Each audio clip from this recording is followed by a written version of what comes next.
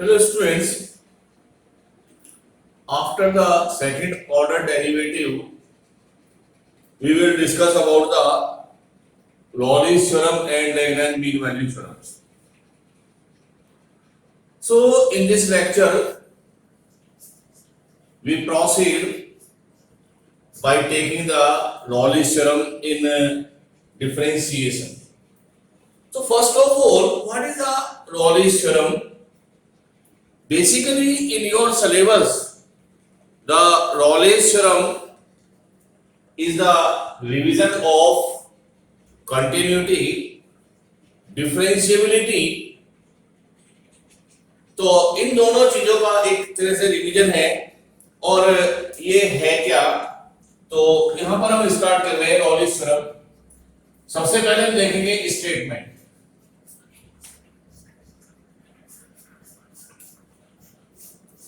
Statement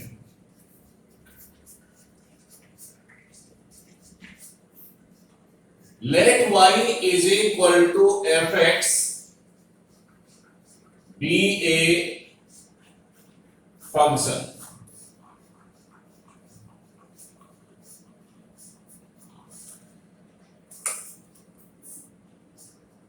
on a closed interval ab such that first point is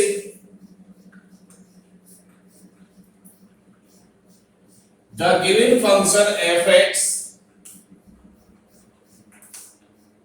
should be continuous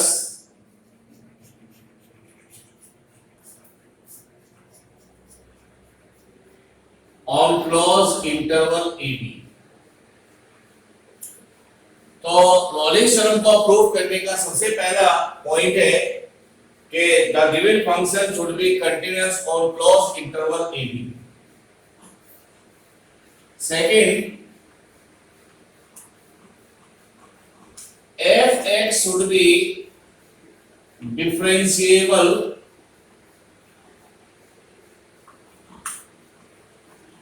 on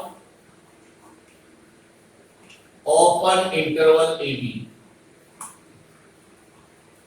Third step is the value of function at a should be equal to value of this function at the point b। At last, then there exists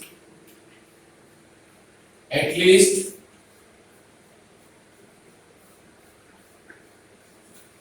one real number c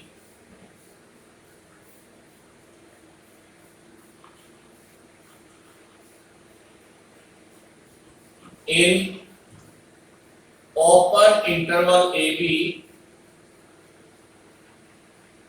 such that f dash c is equal to 0।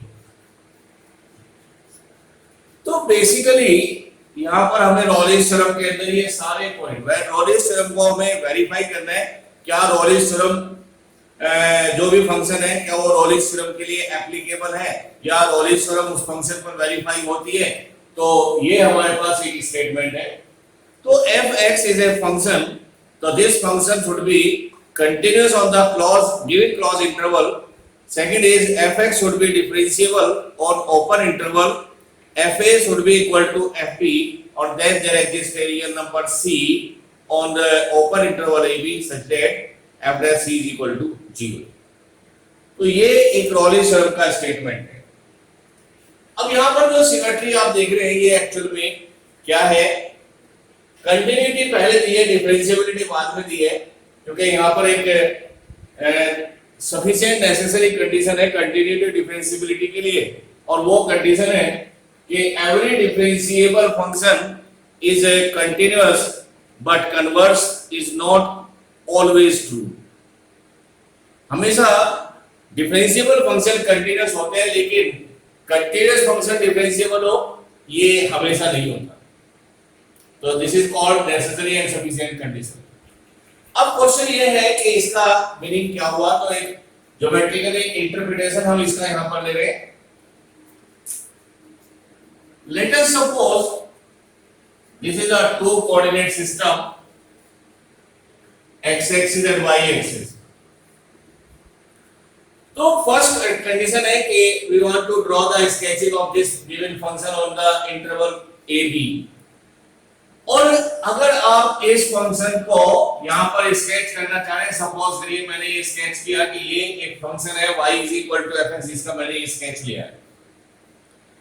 Condition क्या है कि अभी हम यहां पर इस function को study करने जा रहे हैं। तो पहला पॉइंट कंटीन्यूअस इसलिए लिया है कि यहां पर हमारे पास इंटरवल है, क्लोज इंटरवल, तो a कोऑर्डिनेट है a, तो f a, और दूसरा पॉइंट है यहां पर b, इसके कोऑर्डिनेट है b, तो y कोऑर्डिनेट हो जाएगा f b। मुझे इस फंक्शन को स्टडी करना है इंटरवल a और b के बीच में। तो पहला पॉइंट हमने लिया है कंटीन्यूअस, तो उसके लिए पहली टर्म्स रखी गई है कि जहां जिस पॉइंट पर आप इसको डिस्कस करने जा रहे हैं, आप यहां पर स्टडी करने जा रहे हैं, तो वहां पर आप पहले वेरीफाई कर लीजिए क्या ये फंक्शन एग्जिस्ट करता है। तो अगर इसकी स्केचिंग कंटीन्यूअस है तो इसका मतलब है ये ए बी इंटरवल में बीच में जितने भी पॉइंट हैं ये उन सब पॉइंट पर एग्जिस्ट करता है, यानी ए और बी इंटरवल के बीच में हर प्लेस पर ये फंक्शन अवेलेबल है। कंटिन्यूटी का मतलब ये है कि कंटीन्यूअस अगर स्केचिंग है तो इसका मतलब ये यहां पर ए और बी इंटरवल में हर प्लेस पर यहां पर अवेलेबल है। सेकंड पॉइंट है डिफरेंशिएबिलिटी। अब डिफरेंशिएबिलिटी का एक्चुअल मीनिंग यहां पर क्या है कि हम इसको कोऑर्डिनेट ज्योमेट्री से थोड़ा सा अटैच करते हैं। जितने भी हमने डेरिवेटिव्स निकाले हैं वो एक्चुअल में होते हैं slope of tangent, slope of tangent. तो इसका एक दूसरा नाम होता है ग्रेडियंट। ग्रेडियंट का मतलब है स्लोप ऑफ टेंजेंट। तो अगर किसी भी कर्व का, किसी भी फंक्शन का आप डेरिवेटिव निकाल रहे हैं तो जो भी डिफरेंशिएशन आता है वो उसके टेंजेंट का स्लोप है। और अगर इस dy by dx में आप कोई भी एक पर्टिकुलर पॉइंट ले लेते हैं तो ये वैल्यू न्यूमेरिकल आ जाती है। इसका मतलब है कि उस फंक्शन पर एक पॉइंट हमने लिया 1 2, और उस 1 2 पर जो भी टेंजेंट है वो उस टेंजेंट का ये क्या आपको प्रोवाइड करेगा, स्लोप। तो डिफरेंशिएबिलिटी का मतलब यही है कि चूंकि a और b के बीच में ये यहां पर फंक्शन हर प्लेस पर अवेलेबल है, तो आप इस पर हर प्लेस पर, हर पॉइंट पर, इस बीच में कहीं पर भी आप इस फंक्शन का टेंजेंट ड्रॉ कर सकते हैं। तो अगर a और b इंटरवल में डिफरेंशिएबल है, इसका मतलब हर प्लेस पर यहां पर स्लोप अवेलेबल है, और स्लोप अवेलेबल है तो ऑब्वियसली आप यहां पर टेंजेंट ड्रॉ कर सकते हैं किसी भी प्लेस पर इसके बीच में। दूसरा पॉइंट हमने लिया है fa fb। तो ये वैल्यू fa है और ये वैल्यू यहां पर fb है, ये दोनों क्या होनी चाहिए, इक्वल होनी चाहिए। तीसरा जो लास्ट में हमने लिया है there exist a real number c, f c is equal to f c is equal to 0 का मतलब है कि dy by dx is equal to 0। किसी पर्टिकुलर पॉइंट पर पॉइंट है x is equal to c, और इसका अगर हम एक्चुअल मीनिंग देखें तो इसको मैंने कहा है स्लोप। तो स्लोप इज इक्वल टू 0, और स्लोप 0 होने का मतलब क्या है, स्लोप उन लाइंस का 0 होता है, उन टेंजेंट्स का 0 होता है जो टेंजेंट या लाइंस x एक्सिस के पैरेलल होती है। इसका मतलब एक c पॉइंट यहां पर है इसके बीच में, और उस पर अगर हम टेंजेंट ड्रॉ करते हैं तो वो टेंजेंट x एक्सिस के पैरेलल होता है। तो इसका मतलब ये पॉइंट p पॉइंट पर होता है, तो ये c और ये fc। और यहां पर जब हम टेंजेंट ड्रॉ करेंगे तो इस टेंजेंट का स्लोप 0 आएगा। तो इसका मीनिंग यही है कि किसी भी कर्व के p पॉइंट पर जो हम टेंजेंट ड्रॉ करते हैं वो टेंजेंट हमेशा x एक्सिस के पैरेलल होता है। तो ये थोड़ा मैंने आपको एक ज्योमेट्रिकल इंटरप्रिटेशन बताया। हमारे सिलेबस में ये इसका प्रूफ नहीं है, केवल इस पर कोई भी एक न्यूमेरिकल क्वेश्चन यहाँ पर पूछा जाता है, और उस न्यूमेरिकल क्वेश्चन से यही होता है कि क्या रॉलिस theorem is applicable for this function. तो हमें यही यहाँ पर स्टेटमेंट यहाँ पे इसका प्रूफ करना होता है। तो अभी हम इस स्टेटमेंट को थोड़ा सा और देखेंगे। तो यहाँ पर हमारे पास कुछ पॉइंट्स हैं। points to be remembered. First point, कुछ फंक्शंस ऐसे हैं जिनका हमें पता है कि वो एवरीवेयर कंटिन्यूस और डिफरेंशिएबल है तो उनकी कंटिन्यूटी और डिफरेंशिएबिलिटी हमें निकालने की जरूरत नहीं है। वो है पॉलिनोमियल फंक्शन, पॉलिनोमियल्स,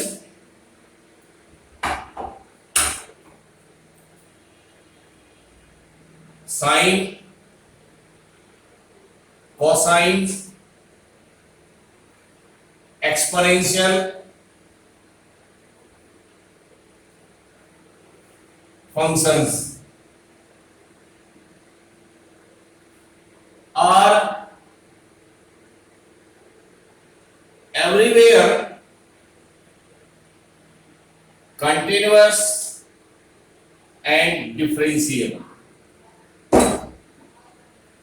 तो अगर क्वेश्चन में हमारे को पॉलिनोमियल दिया हुआ है, हमें साइन फंक्शन दिया है, कोसाइन फंक्शन दिया है, e to the power x दिया है, e to the power x दिया है, x to the power e to the power x, a to the power x, दो एक्सपोनेंशियल कैटेगरी में आते हैं। तो इन फंक्शन का इसमें हम डायरेक्ट कंटिन्यूटी और डिफरेंशिएबिलिटी लिख सकते हैं। ये फंक्शंस हर एक पॉइंट पर कंटीन्यूअस और डिफरेंशिएबल होते हैं, हमेशा कंटीन्यूअस डिफरेंशिएबल होते हैं। सेकंड है cot function, tan function, sec function, cosec function, logarithmic functions etcetera. These are continuous and differentiable at their domain।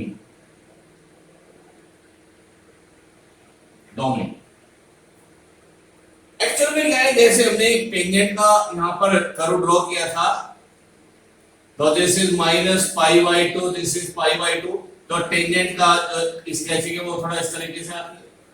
फिर दूसरा कर्व यहाँ से स्टार्ट हो गया, फिर ऐसे आता है। तो हम अगर बात करें minus pi by two to pi by two की, तो ये इसका डोमेन है। तो ये tangent function minus pi by two pi by two में कंटिन्यूअस है और डिफरेंशिएबल है, और ये इसका डोमेन है। अगर हम यहाँ पर करें 0 टू पाई की बात, तो 0 टू पाई में ये फंक्शन कंटिन्यूअस नहीं है, क्योंकि यहाँ पे ये ब्रेक होता है, यहाँ से फिर ये नया कर्व स्टार्ट होता है। तो हम केवल इनके लिए इनके हम डोमेन और रेंज की बात करते हैं। थर्ड प्रॉपर्टी यहाँ पर, थर्ड पॉइंट है कि सम, डिफरेंस, प्रोडक्ट और quotient of continuous and differentiable functions are continuous and differentiable। तो शॉर्ट में मैं आपको बता रहा हूं कि दो फंक्शन का सम जो पहले से ही कंटिन्यूअस है उनका सम भी कंटिन्यूअस होगा, या दो फंक्शन जो पहले से डिफरेंशिएबल है उनका सम भी डिफरेंशिएबल होगा। Similarly difference, product and quotient of two or more continuous or differentiable functions are also continuous and differentiable। तो ये कुछ पॉइंट्स हैं जिनके बेसिस पर हम यहाँ पर कुछ न्यूमेरिकल प्रॉब्लम्स इसकी डिस्कस कर सकते हैं। तो अब हम थोड़ा सा यहाँ पर लेंगे इसके examples.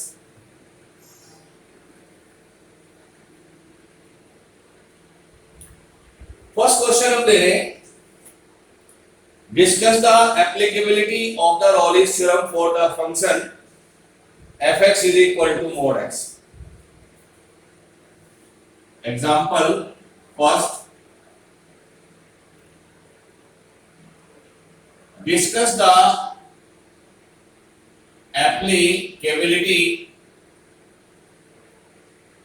of Rolle's theorem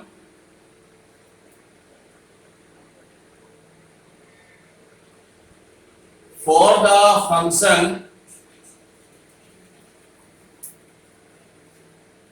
f(x) is equal to mod x on closed interval minus 2 to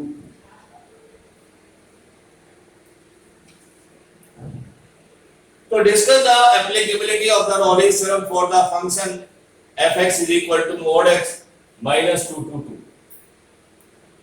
इसको मुझे बताना है क्या ये रॉलिन्स थ्योरम को वेरीफाई करता है, और मेरे पास ये पॉइंट्स हैं जिनको मुझे यहाँ पर इनको एक एक पॉइंट को मुझे इस पर वेरीफाई करके चेक करना पड़ेगा।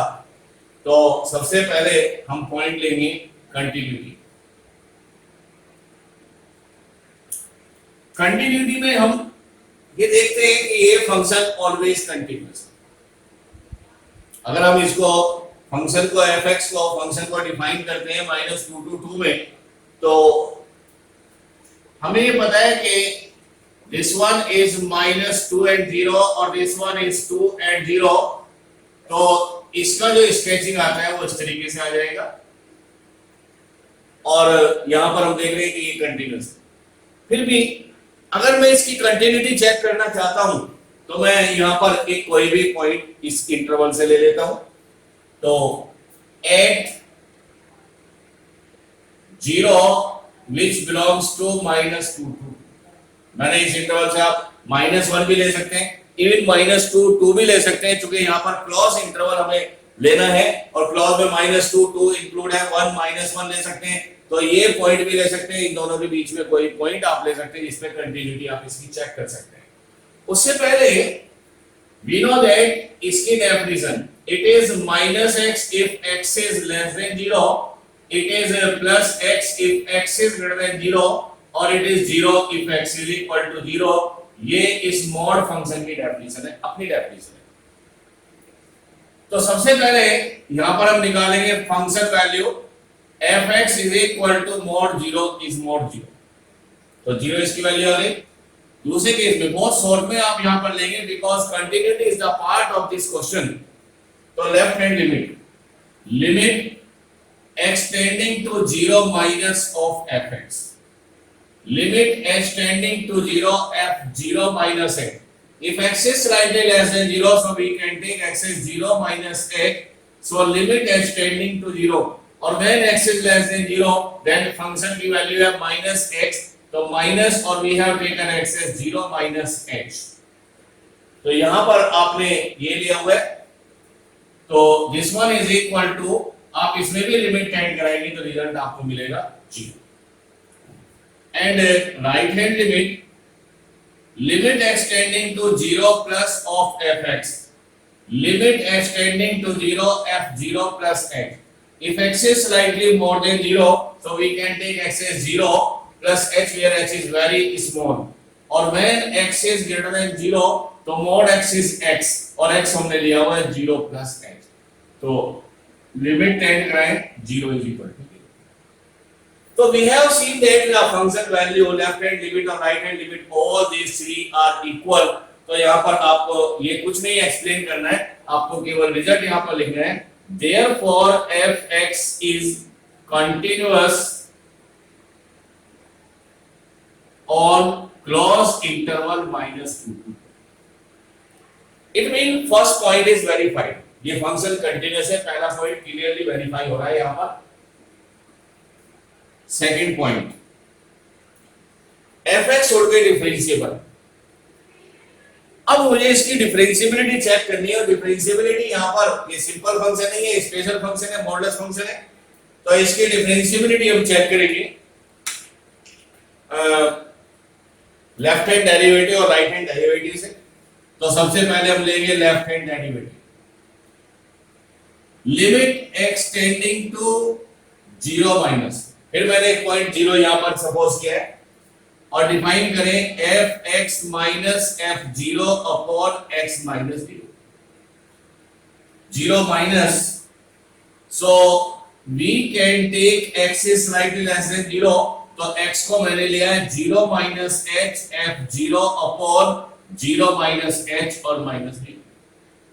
Next is limit h tending to 0, x is slightly less than 0, 0 minus h x है तो 0 से लेस है, उस केस में फंक्शन की वैल्यू -x है, तो माइनस और x हमने लिया हुआ है 0 minus h minus f0, f0 हमने पहले ही निकाला हुआ है, this is the f0, f0 is 0, और अपॉन में यहां पर बचता है -h, तो this is equal to limit h tending to 0, this become h upon minus h, और h से h cancel, this is minus 1. So left hand derivative is minus 1. Similarly, right hand derivative, limit x tending to 0 plus fx minus f0 upon x minus 0. So now we can take x as slightly more than 0. So limit h tending to 0, we can take x as 0 plus h minus f0 upon 0 plus h minus 0. So limit h tending to 0. Now x is slightly more than 0, or when x is slightly more than 0, then fx is equal to x, or we have taken x as 0 plus h minus f0, f0 की value यहां से लेंगे 0 और upon h. So limit h tending to 0, h upon h, that is 1. So we have seen that left hand derivative is not equal to derivative and right hand derivative. Therefore fx is not differentiable on open interval minus 2 to, और last में हम conclusion लिखेंगे. तो last में हम यहां पर conclusion लिखेंगे, and therefore Rawley's theorem is not applicable. Rawley's theorem is not applicable.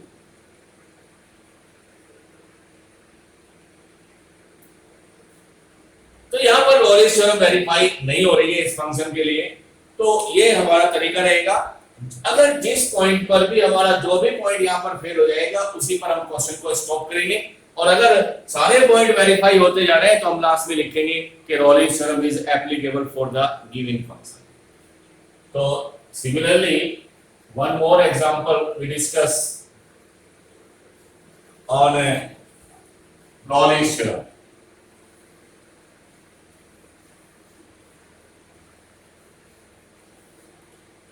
One more example is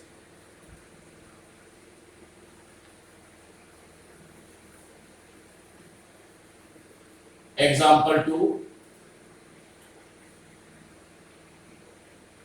Discuss the applicability of Rawley's theorem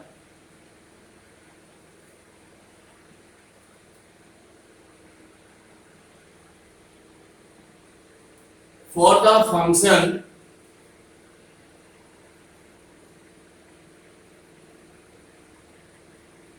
fx is equal to x square minus 1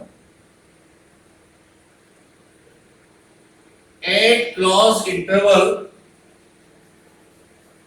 minus 1 to 2.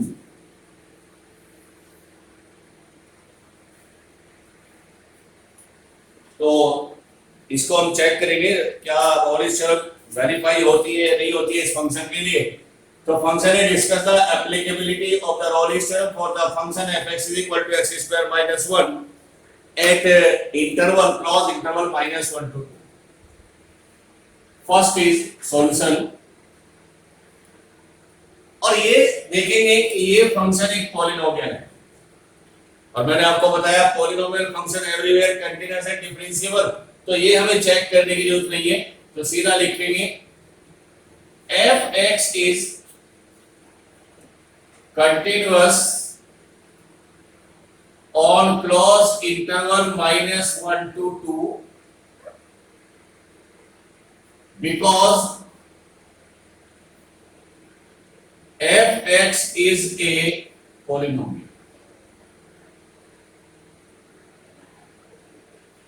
Polynomial function. तो यहां पर आपको continuity check करने की जरूरत नहीं है, आप इस क्वेश्चन को डायरेक्ट लिख सकते हैं. ये क्लियर वेरीफाई हो रहा है कि जो फंक्शन है वो पॉलिनोमियल है, और polynomial everywhere continuous and differentiable. ऐसी सेकंड पॉइंट हम डायरेक्ट लिखेंगे fx is differentiable open interval -1 to 2 because fx is a polynomial। यहां पर रीजन हमने ऊपर दे दिया है कि पॉलिनोमियल है, तो it is also differentiable at open interval. Third statement is fa should be equal to fb। तो पहले निकालेंगे fa a का मतलब है यहां पर -1 और ये -1 हमने यहां पुट किया, तो this is -1 square and -1 that is 1 -1 is 0। तो function value at x is equal to -1 is 0। secondly fb is f2, तो substitute x is equal to 2 in this function, तो 2 square -1 that is 4 -1 is 3। तो हमने देखा कि ये statement यहां पर आकर फेल हो जाता है, और फेल क्या हुआ कि f -1 is not equal to f2, so therefore Lawley's theorem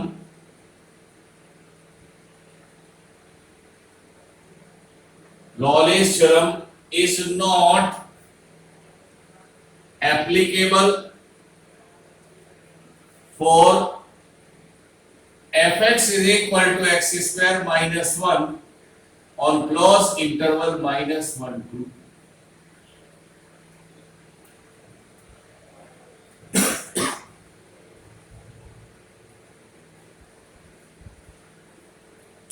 एक और एग्जांपल हम यहां पर कंसीडर कर रहे हैं।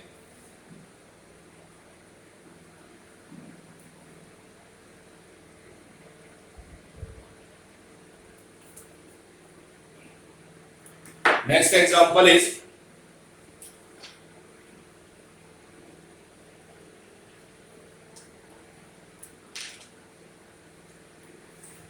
discuss the applicability of the function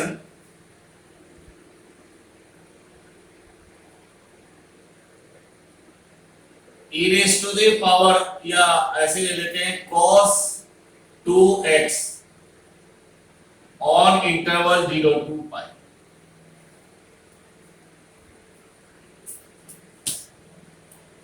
तो ये फंक्शन हमने लिया है और इस पर हमने इसकी लॉरेंस थ्योरम की एप्लीकेबिलिटी चेक करनी है, क्या ये लॉरेंस थ्योरम को वेरीफाई करता है या नहीं करता है।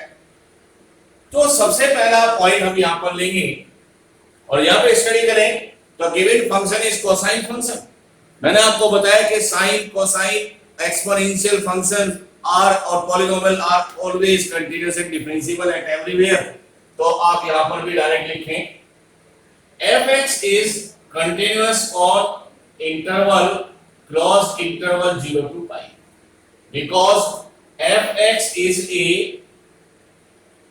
cosine function। ये हम डायरेक्ट लिखेंगे। दूसरा पॉइंट भी डायरेक्ट लिखेंगे fx is differentiable on open interval 0 to pi because fx is a cosine function। Third पर आएंगे fa और fa का मतलब है यहां पर 0, तो put x is equal to 0 in this function, that is cos 2 into 0, that is cos 0 is 1। fb that is f2 pi